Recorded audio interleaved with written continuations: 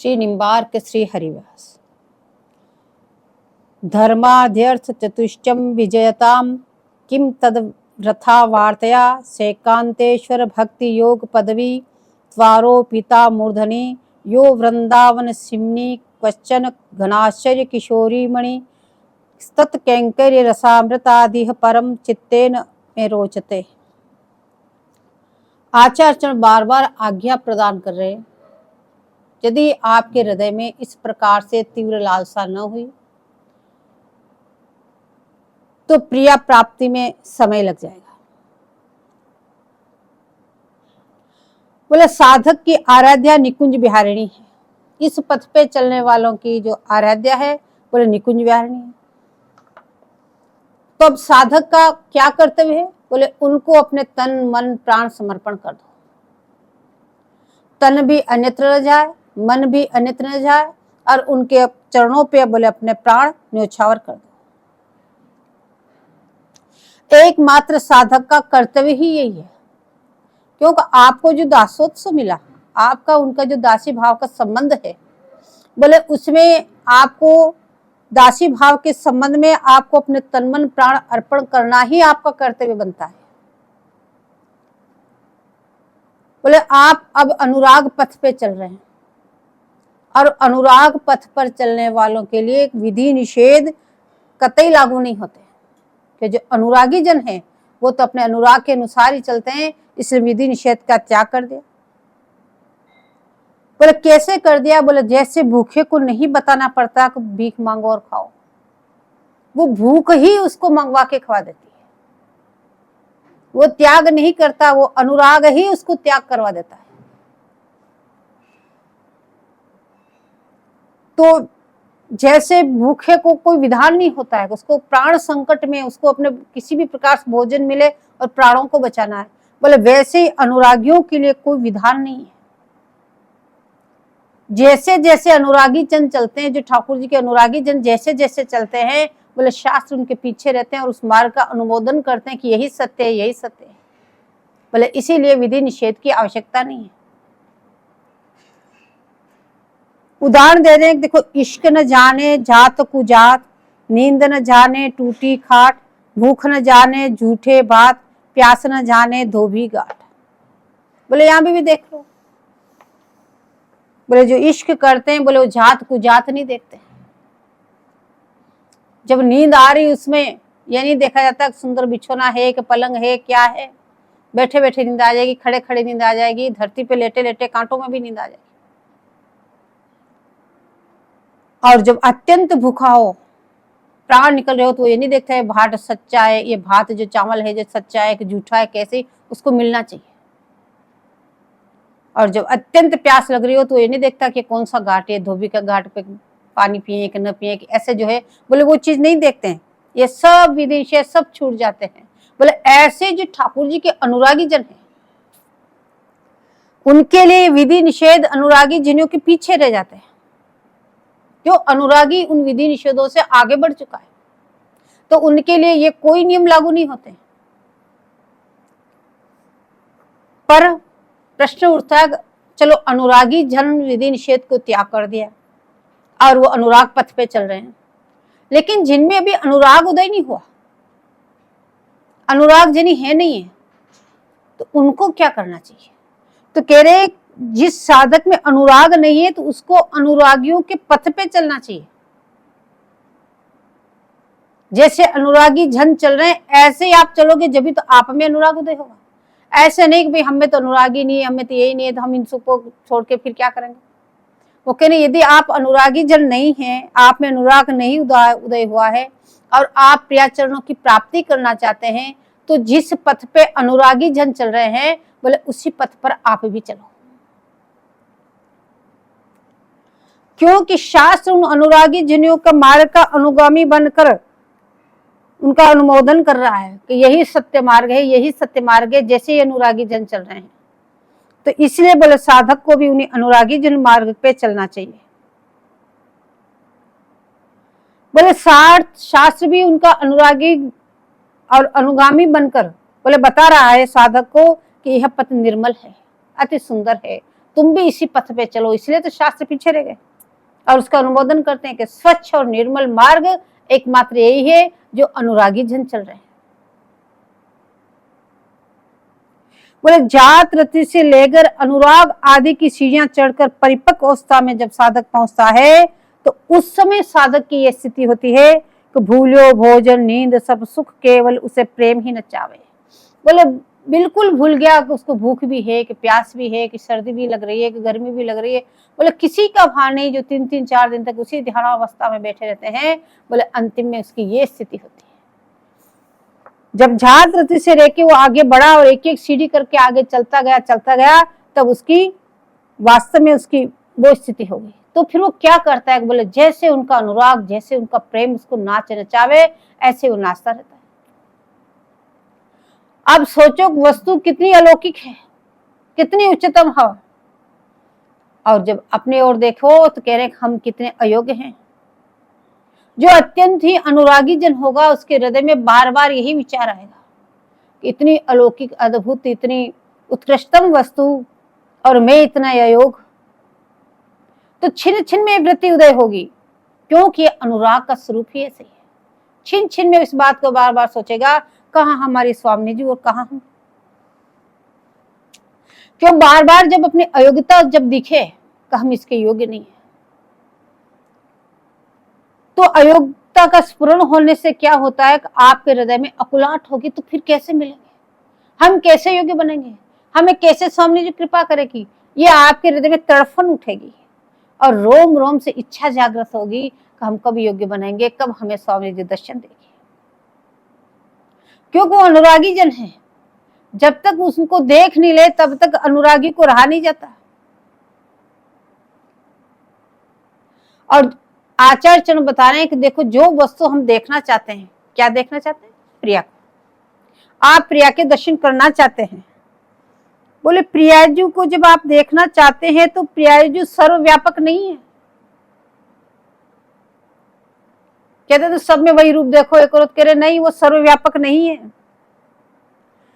प्रेम देवता जो है वो कभी व्यापकता और विभुता सहन नहीं कर सकते। ये प्रेमी ठाकुर है, तो व्यापकता और विभुता दोनों नहीं चाहते। इसीलिए वह तो यद वृंदावन मात्र गोचर, इसलिए एकमात्र वृंदावन धाम में आपको दिखेगी, बोले अन्यत्र और कहीं नहीं। तो जो प्रेमी जन है, जो प्रियालाल के प्रेमी जन हैं, तो कह रहे उनका ज्ञान केवल सीमित होना चाहिए। बोलो जो बहुत ज्यादा ज्ञान अर्जित करते हैं, हम इसका भी ज्ञान ले लें, इसका भी ज्ञान ले लें, बोले वो फिर अनुरागी जन नहीं बन पाता। उसका ज्ञान केवल अपनी सीमा तक सीमित होना चाहिए। बोले ज्यादा बुद्धि का फैलाव करने से फिर इस वस्तु में बाधा पड़ती है। इसलिए आचार्य चरणों ने सीमा बांध दी, सीमा बना दी। इन्हीं का चिंतन, इन्हीं का मनन, इन्हीं का गुणगान कहो, सुनो, बस इसके अलावा और सबका परित्याग कर दो। क्यों जो प्रेमी ठाकुर है उनको यही पसंद है। प्रेम कभी दो को पसंद नहीं करता। बोले द्विधा होनी नहीं चाहिए। तो अतएव आचार्य ने सीमा बांधी कि यद वृंदावन मात्र गोचर, केवल एकमात्र आपको वृंदावन धाम में दिखेगी, अन्यत्र कहीं नहीं। इसलिए बोले उनकी विभुता और व्यापकता जाती रही, क्योंकि वो प्रेमी बने। बोले जाती रही तो जाने दो, आचार्य के जाने दो, तुम तो भक्ति को पकड़ो। बोले उनके चरण कमलों की भक्ति में अपना मन लगाओ, क्योंकि वस्तु ऐसी है। ये इगुल किशोर जी ऐसे हैं जो एक देशिक बनाते हैं, एक को छोड़ के अन्य कोई नहीं। एक देश, एक नाम, एक रूप, सब कुछ एक देशिक बनाते हैं। और जो आप जितना ज्ञान अर्जित करेंगे, उसको भी समझ लें, उसको भी समझते हैं। बोले ये ज्ञान तो आपको फैला कर देगा, फैला देगा चारों तरफ। और जब फिर उसको आप बुद्धि को एकत्रित नहीं कर सकते, उस सीमा में नहीं बांध सकते, पहले से इतनी फैली हुई, बोले फिर आप और इसको फैला देंगे, फिर बड़ा मुश्किल। इसलिए बार बार कह रहे हैं कि प्रेमी के लिए यद वृंदावन मात्र गोचर, एकमात्र वृंदावन में वो दिखेगी और वही उपाय आपको करना चाहिए। फिर प्रश्न उठा, कहा कि यदि प्रियाचर्या वेद में नहीं है, वेदों में कहीं प्रिया जी का नाम नहीं, शास्त्रों में कहीं नाम नहीं, तो क्या ये आपकी वस्तु अवैधिक है, शास्त्र सम्मत नहीं है? था आचार्य चरण बोले, बस प्रेमी तो तुम ही हो, वास्तव में प्रेमी तुम ही हो कि जो उसमें वो ये नहीं देखने कि वैदिक है कि शास्त्र सम्मत है कि क्या है, केवल एकमात्र तुम्हें तो प्रिया चाहिए, तो वास्तविक प्रेमी तो वही है। आचार्य चरण कहते हैं कि प्रेमी प्रीति न काहो की कान विचारे, बोले प्रेमियों को शास्त्र प्रमाण की अपेक्षा नहीं करनी चाहिए, तो हमें उसका प्रमाण चाहिए, प्रमाण चाहिए। अरे तुम प्रेमी हो क्या प्रमाण चाहिए तुम्हें?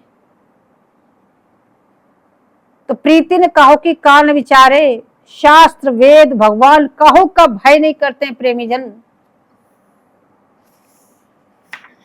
प्रेमी नहीं विचारे कि पीछे का होएगो, प्रेमी तो अपने प्रेमास्पद से मिलने के लिए बोले अपने तन मन प्राण सब अर्पण लगा दे, फिर नहीं सोचेगा कि फिर क्या होगा हमारा,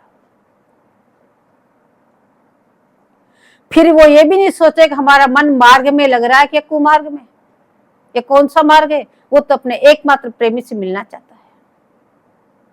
प्रेमी किसी की अपेक्षा नहीं करते हैं, और हम तो युगल के प्रेम के मार्ग पर चले, तो अब हमें दूसरों से क्या प्रयोजन, यह सत्य है कि असत है, इसको कौन विचारे। हमें तो केवल एकमात्र युगल किशोर जी चाहिए, हमें क्या आवश्यकता पड़ी इन सब विचारों की।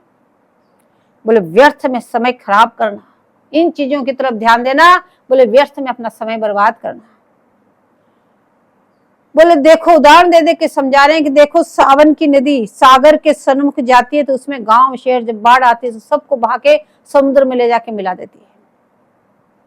बोले ऐसे भी प्रेमी जन शास्त्र सत्य असत्य क्या सबको उसी समुद्र में बहा कर ले जाते हैं, यानी प्रिया चरणों में ले जाके भेंट कर देते हैं। फिर उदाहरण दे रहे, देखो नाद मोहित मृग, उस राग पे मृग कितना मोहित होता है, इतना मोहित होता है, कट जाए पर हटे नहीं। उसको पता है कि ध्वनि बज रही है, मैं इसके लिए खड़ा हूं, मुझे अभी मार देंगे, जाल में फंसा के लेके चले जाएंगे, लेकिन उस मरने के लिए तैयार है, पर उस राग पे इतना मोहित है कि वहां हट नहीं सकता। बोले ऐसी ही प्रीति तुम्हारी भी होनी चाहिए, कट जाएंगे लेकिन प्रिया प्राप्ति करके ही रहेंगे। ऐसे ही बोले प्रेमी मर जाए पर हटे नहीं। अब ऐसी बात सुनकर के बोले, क्या यह प्रकार के प्रेम मार्ग पर चलने वाली प्रेमी भय हैं क्या? या आप ऐसे बता रहे हैं? ऐसे कोई प्रेमी भी हुआ है जिस तरह से आप व्याख्यान कर रहे हैं? तो बोले हाँ, नायक नवल निपुण बिना कौन आपन पोहारे। बोला सबसे पहले तो लाल जीव है, अपने स्नेही पर सब सर्वस्व अर्पण करने वाले एकमात्र लाल ही भय हैं। बोले हम प्रियाचरण अपनाए हैं तो हमको वही फूंक जाना है, वही मर जाना है प्रियाचरणों पे, अन्यत्र कहीं किसी की लालसा अभिलाषा किसी प्रकार का कुछ नहीं सोचना। बोले जब हमें प्रियाचरण अपनाए हैं, प्रियाचरणों की हम दासी हैं, प्रियाचरणों से हमारा संबंध है, तो वहीं पे हमको मर जाना है, फिर अन्य विवेचना क्या करना, फिर ये तर्क वितर्क, ये हुआ कि ये नहीं हुआ, ये कैसे होगा। बोले इसमें क्यों व्यर्थ समय गंवाना, तुम्हें तो प्रेमियों से मिलना है, अपने प्रेमी जन से मिलना है ना। बोले उसी मार्ग पे सीधा चलो। जो प्रेमी जन है वो व्यर्थ का समय खराब नहीं करते, जितना आप समय खराब कर रहे हो बोले उतनी देरी तो हो रही है, उसके लिए तो एक क्षण भी भारी है। तो अनुरागी जनों का तो यही मार्ग है। तो यद वृंदावन गोचर महो, वस्तु कितनी ऊंची और अपनी अयोग्यता तो देखो। बोले युगल किशोर जी के स्वरूप देखो, धाम देखो, सब कुछ देखो कितने ऊंचे हैं, लेकिन स्वयं अपने आप की अयोग्यता देखो, तुम मनुष्य जन्म पा करके और इस तरह से उनसे भेंट करना चाहते हैं। तद्रूपम वेष्टमेव नयनम कहते हैं, प्रतिज्ञा करते हैं आचार्य चरण, हम तो वही रूप देखेंगे, अन्य रूप नहीं। हमारे तो नेत्र उसी रूप को देखने के लिए चंचल है। केरे रसना कटो जो अनरटो निरखी अनफूटो नैन, श्रवण फुटो जो अनसुनो बिनु राधा यशवेन। बोले आचार्य चरण कह रहे हैं, किसको कह रहे हैं? ये कोई स्वामी जी से विनती नहीं कर रहे हैं कि हमारी रचना कर जाए या ऐसा हो जाए। स्वामी जी से विनती नहीं कर रहे हैं, न ही वृंदावन से प्रार्थना कर रहे हैं। वो तो अपने पीछे जो उनके पीछे साधक है, जो स्नेही जन है, उनसे कह रहे हैं कि तुम भी ऐसे रहना। रसना कटो जो अनरटो, निरखी अनफुटो नैन, स्वर्ण फुटो जो अनसुनो बिन राधा ईशेन। ये कोई विनती नहीं है स्वामी जी से, न धाम से मांग रहे हैं, केवल साधक जनों को बता रहे हैं कि तुमको इस प्रकार से रहना है। वो अपने स्नेहियों के लिए मार्ग को बता रहे हैं कि तुमको यदि उस रूप की आकांक्षा है, उसके उनके दर्शन करना चाहते हो, तो आपको इस प्रकार से रहना पड़ेगा। अपने स्नेह से कहते हैं और उनसे कहते हैं कि वह रूप के ताई आंसू बहाते रहियो। बोले रोते रोते आंख फूट जाए, बोले आंसू बहाते रहना, तब वो मिलेंगे। और विहल होकर वन में डोलियो, तड़फन होनी चाहिए, अत्यंत लालसा होनी चाहिए, गदगद हृदय होना चाहिए, कब प्रिया मिले, कब प्रिया मिले। इस प्रकार से वृंदावन धाम में आप डोलना। जब इतनी बड़ी ठकुरानी से ममता है, तो जो शुद्ध प्रेमामृत माधुरीमय है, बोले इतनी बड़ी ठकुरानी से ममता है, तो उतना ही बड़ा आपका भी स्नेह होना चाहिए। यह स्नेह का तंतु अन्यत्र कहीं नहीं होना चाहिए। बोले हृदय में एकमात्र लालसा प्यारी जी की प्राप्त करने की। आप जरा सोचो कितनी बड़ी ठकुरानी से आपकी ममता है। लेकिन वो तो अति कृपालु है, तो वो तुम्हारे प्रेम की जितना उत्कृष्ट तुम्हारे अंदर प्रेम होगा, जितना तुम्हारे अंदर तीव्र लालसा होगी, जितनी तुम्हारे अंदर तड़फन होगी, तो कह रहे कि वो प्रेम ही की सामर्थ्य है जो उस प्रेममय मूर्ति को दिखा दे। यदि प्रेम में संतोष आ गया तो समझ लो वो तो विष के समान है। नहीं अब हमें वास भी कर लिया, अब ये भी हो गया, अब ये भी हो गया, सब काम ठीक है, बस अब तो हमारा बहुत बढ़िया अच्छा सा चल रहा है। बोलो जिस दिन ऐसा संतोष आ गया, समझ लो वो तो तुम्हारे भजन में जहर घुल गया, विष के समान हो गया। निरंतर उनका नाम जपे, निरंतर उनका गुणगान कहे, निरंतर उनका गुणगान सुने, और लीला में प्रेमी को शांति नहीं। जब तक उनसे मिले तो तड़फन, न मिले तो तड़फन, दर्शन करे तो तड़फन, हर तरह से उसके हृदय में मिले तो फिर स्पर्श करने की तड़फन, स्पर्श करे तो फिर बोलने की तड़फन। बोले उसको तो तड़फन ही तड़फन है प्रेमी जनों के। तो उसको तो अपनी आहुति लगानी है। जैसे पतंग फूंक न ले तब तक शांत न हो, जैसे दीपक पे पतंग उड़ के आते हैं, जब तक वो जल के नष्ट न हो जाए तब तक वो शांति नहीं लेता, बार बार उस पर गिरता रहता, बार बार उसके गिरता रहता है। तो जब तक आप निकुंज में प्रिया के पास न पहुंच जाओ, बोले तब तक इसी प्रकार से उनके लिए विकल रहना। तो हे साधकों, तुम भी अपने हृदय को टटोलो, कहीं अन्य लालसा तो नहीं। बोले नित्य अपने हृदय को टटोलते रहियो कि हमारे हृदय में आज कौन सी लालसा उठी। प्रिया चरणों को छोड़ के कोई अन्य लालसा तो हमारे हृदय में नहीं आ गई, न तो क्यों ना हमें प्रिया जी दिख रही। निश्चित कोई न कोई अन्य लालसा हमारे हृदय में आई, क्योंकि हम मार्ग तो प्रेमी जनों का है। बोले ये ठाकुर ही प्रेमी पुरुषोत्तम है, तो मार्ग ही प्रेमी जनों का है। यदि अन्य लालसा है तो आप प्रेमी नहीं कहलवा सकते। हृदय में प्रिया को छोड़ के यदि अन्य किसी की भी आपके हृदय में लालसा है कि हमारे इतना मान मिले, सम्मान मिले, इतना धन मिले, ये हो जाए वो जाए, बोले तो इसका मतलब आप प्रेमी नहीं है। प्रेमी के हृदय में अन्य कोई लालसा ही नहीं होती है। मनुष्याणाम शस्त्रेषु, इस श्लोक के अनुसार, इस श्लोक में आया करोड़ों मनुष्यों में कोई एक अनुरागी जन मिलेगा। तो अनुरागी तो थोड़े ही, जब करोड़ों में कोई एक मिलेगा या अरबों में कोई एक मिलेगा अनुरागी जन, तो अनुरागी जन तो कितने थोड़े हैं। पर कह रहे थोड़े हैं पर है तो सही, आपको तो मिल ही जाएंगे, बोले है तो सही। और उन अनुरागी जनों के लिए ये पथ भी है। इस प्रकार रास्ते में चलो, बोले आप अनुरागी बन जाओगे। बोले प्रेमियों को लोग परलोक किसी का ध्यान नहीं है, इस श्लोक में क्या हो रहा, उस श्लोक में क्या हो रहा, क्या होगा। बोले इसी किसी का ध्यान नहीं है, उनकी तो एकमात्र लालसा है, कब प्रिया मुझे दर्शन देगी, कब प्रिया की मुख माधुरी का मैं दर्शन करूंगा। इसीलिए बोले ध्रुवदास जी, सेवक जी, बोले सभी अपनी वाणियों में कहते हैं कि नहीं मिलना दुर्लभ है।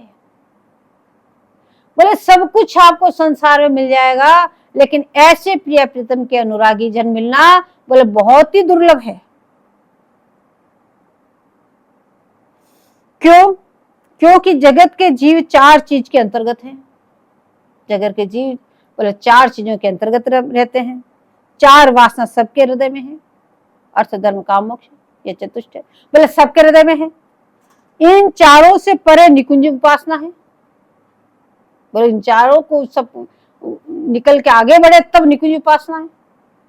तो आचार्य चरण कभी उपदेश नहीं करते हैं कि तुम ऐसा करो, तुम ऐसा करो। बोले वो तो स्वयं अपने ऊपर रख करके फिर साधु को बताते हैं। तो अनुरागी केवल अपने को ही देखते हैं, दूसरे को नहीं देखते हैं, और उनके पीछे चलने वाले साधक को पंथ बताने के लिए बार बार विवेचना करते हैं कि तुम ऐसा करो, तुम ऐसा करो, ऐसा करो। बोले धर्मार्थ चतुष्टम, हृदय की लालसा ही कल्पतरु है।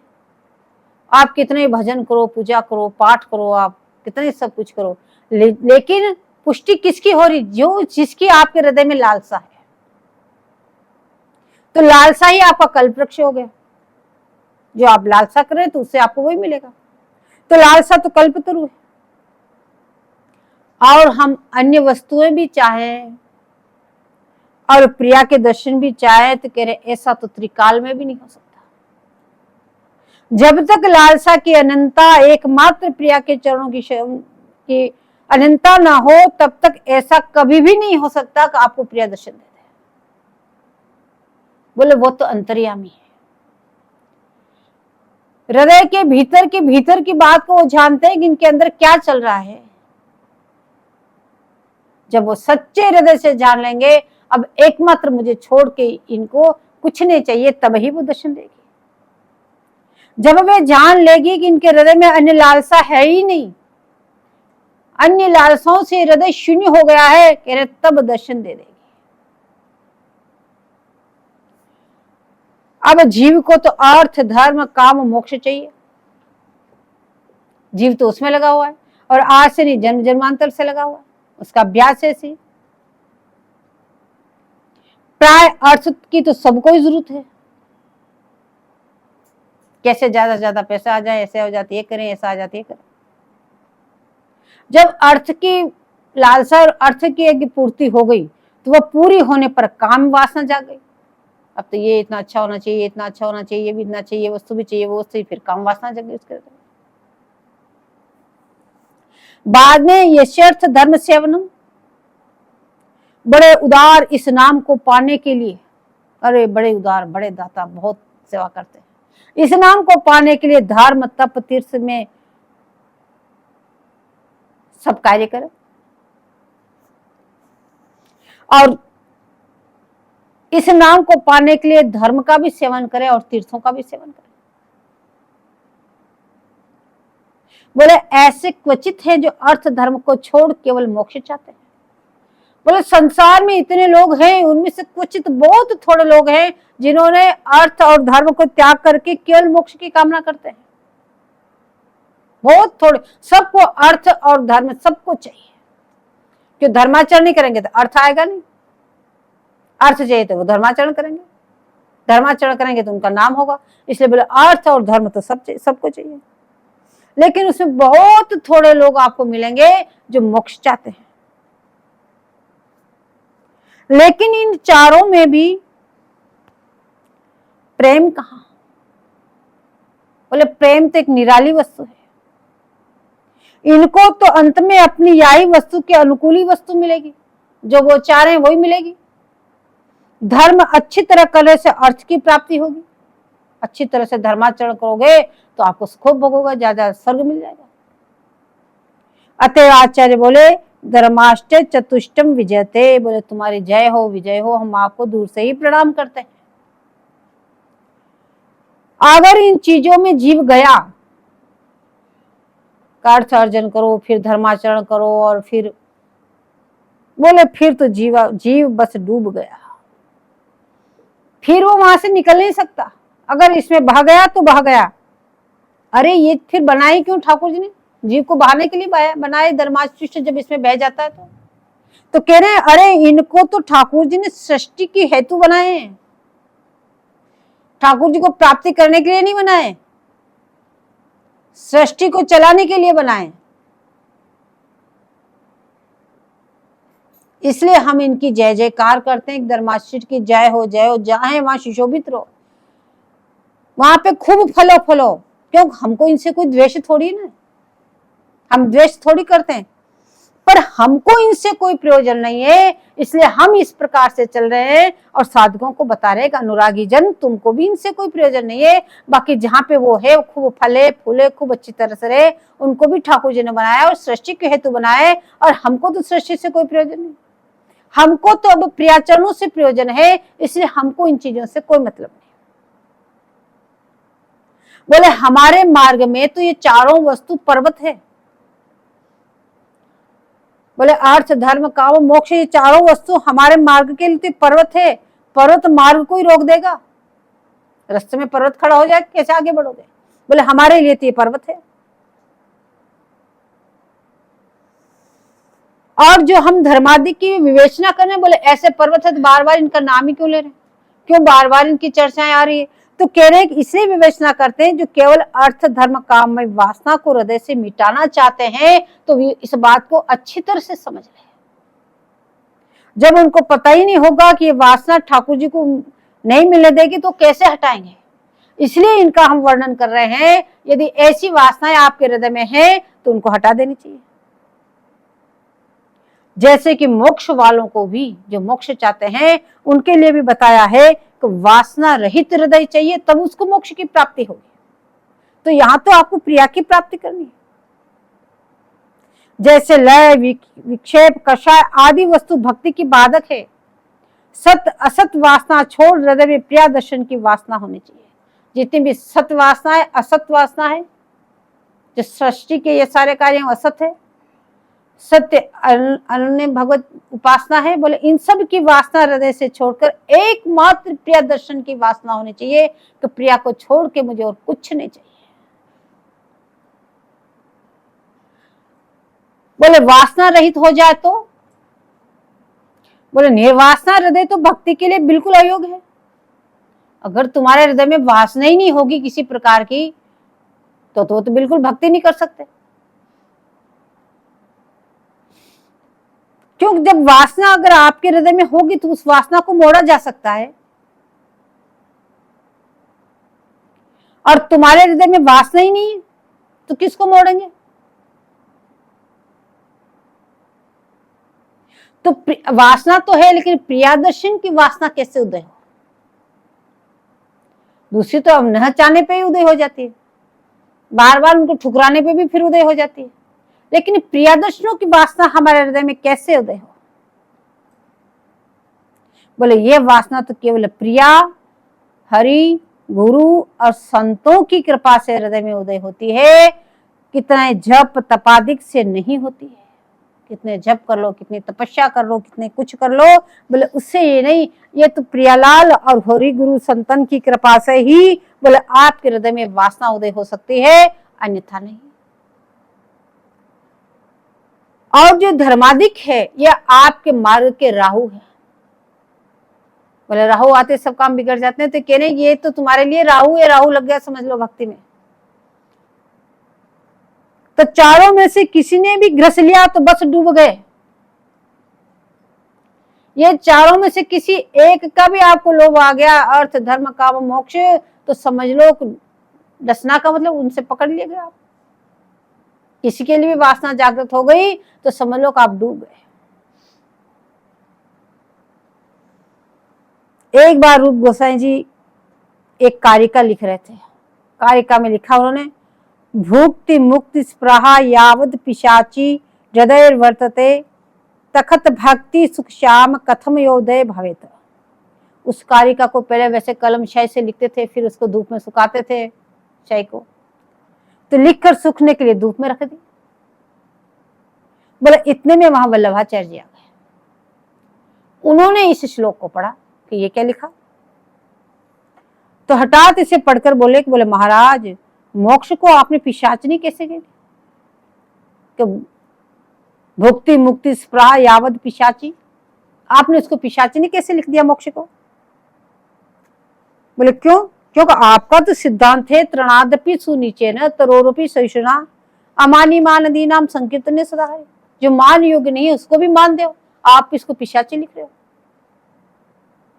बोले इस श्लोक के पालक तो बोले आप जैसा कहेंगे वैसा लिख दो, लिख देंगे हम, तो क्या है, बताओ क्या होना चाहिए। तो वल्लभाचार्य जी बोले 2 दिन बाद बताऊंगा आके, और लौट कर आए। वल्लभाचार्य जी से सिन्हा जी बात करते थे, आके ठाकुर जी से कहा तो ऐसा ऐसा उन्होंने लिखा और मैंने ऐसा किया है, वास्तव में वहां पे क्या होना चाहिए आप बताओ। तो ठाकुर जी बोले कि भुक्ति से मुक्ति 3 गुनी पिशाची है, 1 नहीं 3 गुनी पिशाची लिखना चाहिए। तो आचार्य चरण आकर रूप गोसाई जी से बोले कि आपका पाठ बिल्कुल ठीक है, ऐसे ही होना चाहिए। अतः आचार्य इन चतुर्वर्ग को अति बाधक बताए। प्रिया में प्रीति करने में जो बाधा देते हैं तो 4 वर्ग देते हैं, अर्थ धर्म काम और मोक्ष। बोले इन 4 की वासना हृदय से एकदम निकाल के फेंक देना चाहिए। इनकी वासना कहीं रही तो बोले फिर इतना सब कुछ कराया वहीं लटके रहे।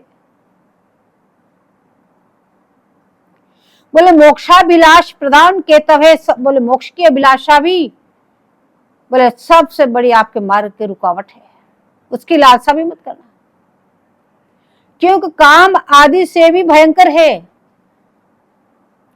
वास्तव में तो प्रेमी के हृदय में 4 नहीं होने चाहिए। बोले इनको उखाड़ करके छेदन करके फेंक दो, दोबारा लौट के ना आए। अब अनुरागियों का अपने इष्ट में अपने प्रेमी से अधिक ममता धर्म है। अनुरागी जन होते हैं वो अपने इष्ट में सबसे अधिक प्रेम करते हैं, उसके अलावा और कोई प्रेम होता ही नहीं उनका। तो तीर्थ को सेवन करो, व्रत करो या दान करो, प्रेमी का ये धर्म नहीं है। बोले प्रेमी इन कार्यों में नहीं पड़ते।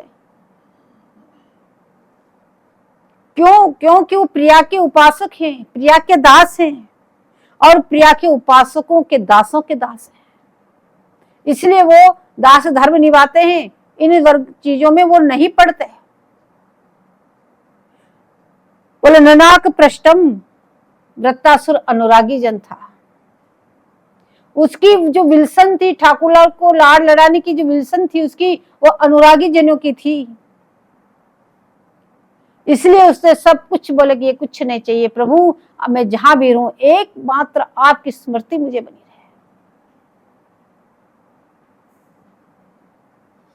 बोले जो अनुरागी जन होते हैं वो पागलों से फिरते हैं, और उसमें फिरते समय अनुरागियों से मिलने पर उन्हें मोक्षवत सुख मिलता है। जब एक अनुरागी जन जा रहा और दूसरा अनुरागी जन आ जाए तो बोले उनको मोक्ष के समान सुख मिलता है। क्यों? अनुरागी जन के तो अर्थ धर्म काम मोक्ष ही निराले हैं। भागवत जी में कह रहे हैं कि भागवत अनुरागियों में से विल्सन में जो सुख है वह चतुर्वर्ग के सुख में नहीं है। जब आप कोई भगवत अनुरागी है और दूसरा कोई भगवत अनुरागी का मिलन हो जाए, बोले उस समय जो मिलने में जो उनका सुख होता है, ये चतुर्वर्ग 4 सामने आके खड़े हो जाओ, हमारा उपयोग करो, लेकिन उसमें सुख नहीं हो सकता। बोले तात स्वर्ग अपवर्ग सुख धैर्य तुला इक अंग, तुले न ताही सकल मिली जो सुख लव सतसंग। बोले इतनी सारी संपत्ति एक तरफ और एक लव कहते हैं जो पलक गिरने से कम समय को, इतना भी यदि युगल किशोर जी के अपने प्रेमी का सत्संग मिल जाए, बोले उसके सामने तो वो सब तुच्छ, तुलना भी नहीं कर सकते, उनका कोई सुख नहीं। अनुरागी जन तो, प्रेमी जन तो बोले भगवान का चरित्र सुनने को ही मोक्ष से बड़ी चीज मानते हैं, कि उसमें तो ये चीज में होती नहीं। तो वास्तव में ये कौन ठुकरा सकते हैं इन चारों चतुर्वर्गों को? बोले जो अनुरागी जन होते हैं वो ही ठुकरा सकते हैं। बोले कैसे ठुकराते हैं कि रमा विलास राम अनुरागी तजहि वमन इव नर बड़ा भागी। बोले इस प्रकार से वो परित्याग कर देते हैं, लेकिन जिसमें अनुराग हो तब तो ना।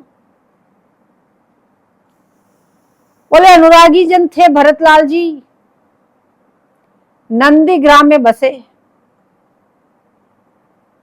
अयोध्या में नहीं रहे। कितनी संपत्ति थी, कितना सुख था, लेकिन वो अनुरागी थे राम जी के। तो पास में एक गांव है नंदीग्राम, उसमें चले गए और धरती पे नहीं, गड्ढा खोद के उसमें रह रहे हैं कि अनुरागी जन है। और कौन सा राज्य छोड़ के आए हैं? तो कहने अवध राज सुर राज सिहाई दशरथ धन लखी धनद लजाई। बोले अवध राज का जो सुख संपत्ति वैभव देख के बोले देवता लोग भी लालच में आ जाते हैं कि ऐसा सुख तो हमारे यहाँ नहीं। बोले बड़े बड़े जो धनीमान थे सब, मतलब देवता सब इनके धन को देख के लज्जित हो जाते थे। इतना सुख वैभव विलास जो अनुरागी जन उसमें भरतलाल उनको प्राप्त हुआ, लेकिन सबको ठुकरा के अपने नंदीग्राम में जाके बसे। और बोले ऐसी संपत्तिवान में बोले तहीपुर बसत भरत बिनुरागा चंचरी की जिमी चंपक बागा। बोले ऐसी सुख विलास में बोले भरतलाल जी को सब मिला हुआ था और वो उसको संभाल रहे थे। बोले उसमें रहे, लेकिन कैसे रहे?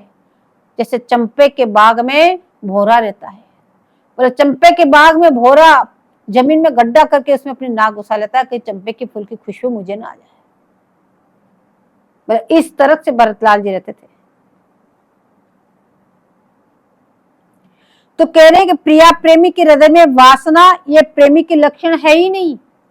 यदि आप प्रिया के प्रेमी हैं, प्रिया प्रेमी बनना चाहते हैं और आप हृदय में अन्य लालसा, तो बोले अभी तो प्रेमी के लक्षण ही नहीं आए, आपको प्रेमी कब बनोगे? देखो अनुरागी जनों की स्थिति देखो। राम जी को मनाने जाते समय भरत जी ने त्रिवेणी से भीख मांगी। क्या भीख मांग रहे हैं? कह रहे हे त्रिवेणी, आप मनवांछित फल देती हो, जो भी आपके यहाँ के जो कामना करते हैं उसको आप फल प्रदान करते हैं, इसलिए आज मैं भी मांग रहा हूं। कैसे मांग रहे हैं? कह रहे मांगो भीख छाड़ी निज धर्म। बोले क्षत्रियों का धर्म नहीं होता किसी के आगे हाथ पसारे भीख मांगे। कह रहे मैं मेरे निज धर्म को त्याग करके आज तुमसे भीख मांग रहा हूं। मांगो भीख छाड़ी निज धर्म, आरत काहे करही कुकर्मो। क्यों कह रहे इस बात को? कह रहे कि मैं राम जी को खोकर अत्यंत दुखी हूं। तो क्या मांग रहे हैं? मांग रहे कि अर्थ न धर्म न काम रुचि गति न चहो निर्वाण जन्म जन्म रति राम पद यह वरदान। बोले इसके अलावा मुझे कुछ नहीं चाहिए। मुझे न अर्थ चाहिए, न धर्म चाहिए, न काम चाहिए, न मोक्ष चाहिए। एकमात्र मेरे प्रभु के चरणों में मेरा अनुराग बना रहे, इसके अलावा मुझे कुछ नहीं चाहिए। ऐसे जो अनुरागी है वे मिलते हुए अर्थादि चतुर्वर्ग वर्ग को भी त्याग कर देते हैं, तुच्छ समझ के उस सब का परित्याग करके अनुरागियों के पथ पे चलते हैं। बोले गोस्वामी तुलसीदास जी विनय पत्रिका में बोले यह विनती रघुवीर गुसाई। बोले हम आपसे है प्रभु एक विनती करते हैं, और आस विश्वास भरोसो हरो जीव जड़ताई। बोले औरों की आशा विश्वास जो भी कुछ हो हमारे हृदय में तो उसका हरण कर लो। क्यों? हम जीव हैं, ये जड़ता आई जाती हमें। चहो न सुगति सुमति संपत्ति कछु रिद्धि सीधि विपुल बड़ाई, हेतु रहित अनुराग राम पद बड़े अनुदीन अधिकाई। बोले हमको कुछ भी संपत्ति किसी प्रकार की नहीं चाहिए, न रिद्धियां चाहिए, न सिद्धियां चाहिए, न सुख चाहिए, न संपत्ति चाहिए। तो क्या चाहिए? बोले हेतु रहित अनुराग, अकारण किसी हेतु से नहीं, किसी कारण से नहीं, हेतु रहित अनुराग चाहिए। और वो कैसा अनुराग चाहिए? बोले दिन रात बढ़ता रहे, बड़े अनुदिन अधिकाई। कुटिल कर्म ले जाही ते जह जह अपनी बरियाही, तहत जिन जिन छो छाड़ियो कमठ अंड की नाई। जा जग में जही लगी या तनु की प्रीति प्रीति सगाई, ते सब तुलसीदास प्रभु ही सो होई सिमिटी के ठाई। विठल दास जी भी कहते हैं कि जीव क्या कर सके, केवल काम क्रोध में वासना ने इसको जकड़ रखा है, तो इसकी क्या बस की है। तो हे नाथ, आप अपनी करुणामयी बुआरी से मेरे हृदय में ये काम क्रोध आदि की वासना को दूर कर दो। एक आपका तो एक झाड़ू लगाने का काम है। बोले हेतु रहित कहने तुलसीदास जी महाराज, हेतु रहित अनुराग चाहिए, यानी मोक्ष आदि सुख के लिए नहीं, किसी कारण के लिए नहीं, केवल आप में हमारी प्रीति हो, केवल आपके लिए हमें अनुराग चाहिए, बाकी और किसी के लिए नहीं। स्वाभाविक प्रेम हमारे हृदय में आपके प्रति बना रहे। तो राम जी बोले कि अच्छा इसलिए चाहते हो, तब तो तुम सदा मेरे पास रहोगे, ऐसा हो जाएगा, इसलिए आप ऐसा मांग रहे हो। तो गोस्वामी जी बोले कि नहीं, कुटिल कर्म ले जाही जहां जे अपनी बरियाई, मेरे कर्मों के अनुसार मैं जिस योनि में जाऊं जाने दीजिए प्रभु, मैं आपको नहीं मना कर रहा हूं, तो मुझे अपने धाम में रख लो, अपने पास बुला लो, मैं आपको कष्ट नहीं देना चाहता। मेरे कर्म जब ले जाएंगे जहां जाने दो, मैं इसके लिए आपको कष्ट नहीं दूंगा, मैं तो वहां भूल जाऊंगा, पर आप तहत छिन छिन, बोले अंडा निकल कर अपनी माँ के पास आ जाता है, बोले इस प्रकार से आप मुझको अपने रखना। कैसे? बोले जैसे कछुआ जो अंडा देता है उसके बाद में उसके पास जाते ही नहीं है, केवल चिंतन के द्वारा उनका सेवन करता है, अंडा देने के बाद उसके पास लौट के कभी जाते ही नहीं है उस अंडे के पास, लेकिन हर क्षण उसका चिंतन बना रहता है, उससे वो पकते भी हैं और बच्चे भी निकलते हैं। और वो कछुआ जो होता है उसके जैसे अंडे से बच्चे निकलता है तो वो अपने आप पहचान के अपनी माँ के पास चले जाते हैं। तो कह रहे हैं इस प्रकार से मैं जहां जाऊं जाने दीजिए, केवल मुझे तो आपका अनुराग चाहिए। तो बोले इस जहां जे छिन छाड़ियो कमठ अंड की नाई, जैसे वो बच्चा निकल के आ जाता, बोले ऐसे ऐसे जब अनुराग होता तो मैं भी आपके पास ही आ जाऊंगा।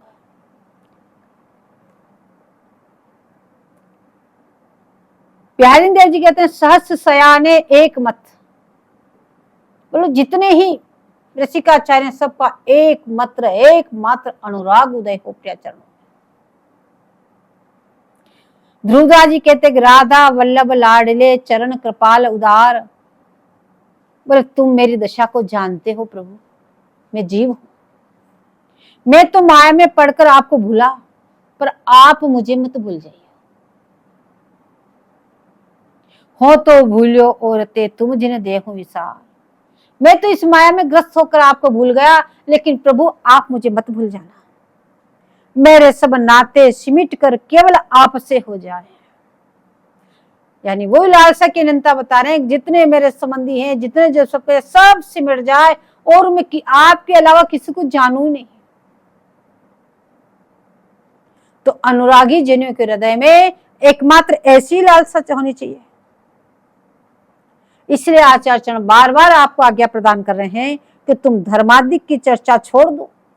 बोले बार बार उनकी चर्चाओं को क्यों कहते हो और क्यों सुनते हो? इसको करने से ये फल मिलेगा, इसको ये धर्माधिक की चर्चा है, इसको करने से ये मिलेगा, बोले क्यों व्यर्थ का समय खोते हो? ये धर्माचार्य की चर्चा बिल्कुल छाड़ के बोले क्या करें, तो बोले एकमात्र युगल का चिंतन करो। बोले ये सब चर्चाएं युगल के चिंतन से आपके चित्त को हटाती है, इसलिए इनकी चर्चा छोड़ करके एकमात्र युगल का चिंतन करो। रघुनाथ दास गोस्वामी जी कहते हैं असद वार्ता वेश्या, बोले बुद्धि मन काल आयु असद वार्ता हरण कर लेती है, आपकी बुद्धि को भी हरण कर लेगी और आपका समय तो हरण कर ही लिया, काल अपने आप ही दिख रहा है। जितनी देर उनकी वार्ता की आपका समय भी गया, आपका मन भी गया, तो ये इससे आपकी आयु भी खत्म हुई।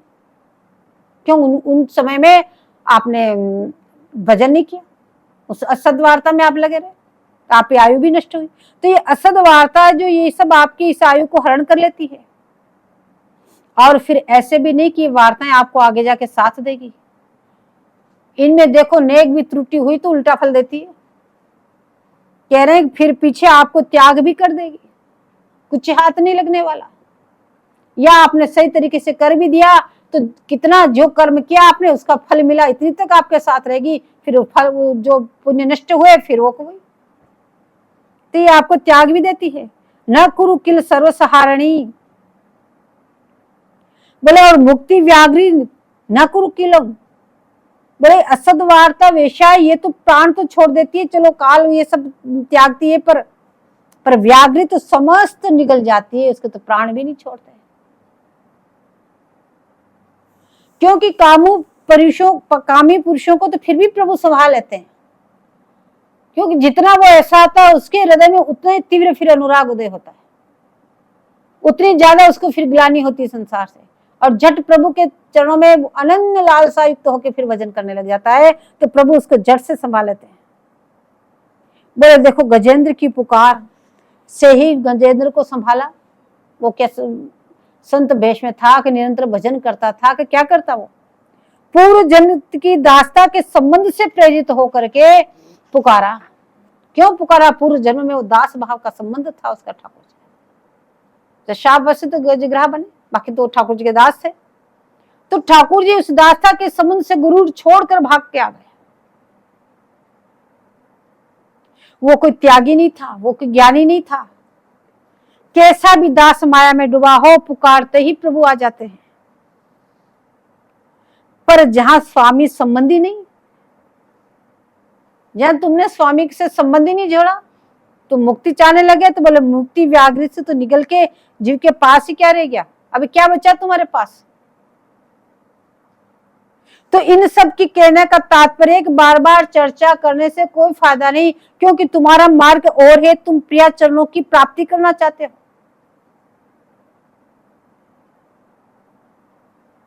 बोले इनकी छोड़ो, धर्माचार्य की वैकुंठ की चर्चा भी ध्यान में नहीं आनी चाहिए, क्यों? वो भी व्योम नवनी है, तुम्हारा लक्ष्य और है, ब्रजे राधा कृष्णो।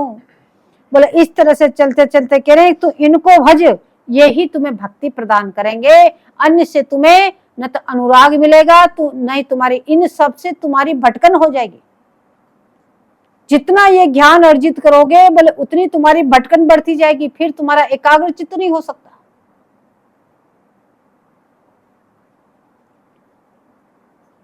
बोले ऐसी ठाकुर जी की एकांतिक भक्ति जिसका सबने आदर किया, वह ऐश्वर्य भक्ति भी बोले हमारे माथे हम चढ़ाते हैं, हम उसे प्रणाम करते हैं। हमें तो एकमात्र प्रिया दर्शनों वाली भक्ति चाहिए, एकमात्र प्रिया दर्शन की लालसा चाहिए।